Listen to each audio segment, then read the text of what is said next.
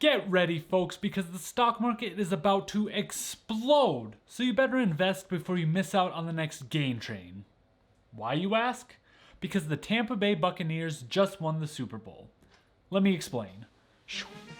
Welcome back to the Financial Beanstalk. My name is Nick, and today we've got a new stock market indicator.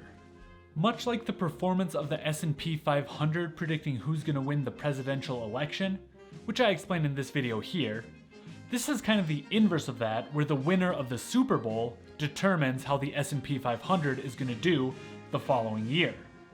Here's how it works. It's pretty simple.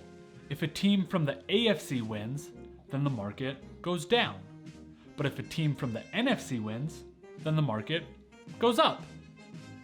This year's Super Bowl pitted the Kansas City Chiefs of the AFC, the defending champs from last year with the wonderkin Patrick Mahomes, against the Tampa Bay Buccaneers of the NFC with the old goat of Tim Brody.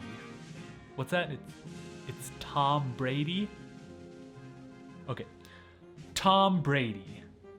And unless you live under a rock, you probably already know that the Tampa Bay Buccaneers are Super Bowl 55 champs, an NFC team. So according to the Super Bowl indicator, get ready for a year of stonks doing what they do best. Go up. Stocks only go up. If you're confused why the color behind me is red when the stock market is going to be green, it's because the Tampa Bay Bucks' primary color is red, so I had to stay on brand. In what was an absolute blowout of a win, Tampa Bay won 31-9. Kansas City's quarterback, Patrick Mahomes, literally did everything he could to keep them in the game, but all of the receivers wanted to try and pull a David Tyree and catch all the passes thrown their way on their helmet. Mahomes in trouble, get more pressure, throws a laser beam, dropped! Mahomes. He dropped the ball! Here's Mahomes from 3rd and 19. Incomplete through the hand. It didn't work. It's almost like the stock market was in control of the game and caused all those dropped passes because it's gearing up for an insane bull run. I mean, it makes sense to me. With it being such a blowout win, I think the stock market is just going to explode this year. Again, the score was 31-9, and 31 minus 9 is 22.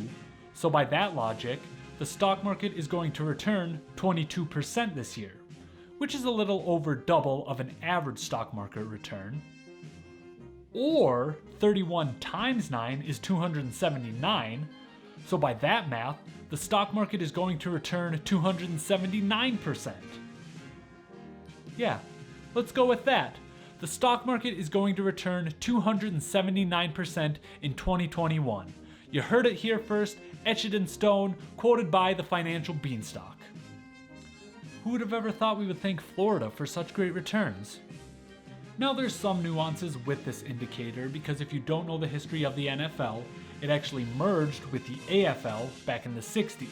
So there's some discrepancies on which teams belong to which conferences, and we won't get into all those details now, but if you really care to take a deeper look, check out the article in the description below. At one point, the Super Bowl indicator had an impressive 90% success rate, but as of today, it's sitting at a respectable 75%. So we'll see if Tom Brady winning his 7th ring can bring balance to the force. Let's be honest, 2020 was a hard year, but at least we know the world won't end in 2021 because the Minnesota Vikings still haven't won a Super Bowl. You can do this, Nick. You can do this. Talking about the Super Bowl makes me think of sports betting, since the Super Bowl is the single biggest event in sports betting of the year. Last year, people wagered $154 million on the game. And I actually have some pretty interesting thoughts on sports betting and how it relates to personal finance.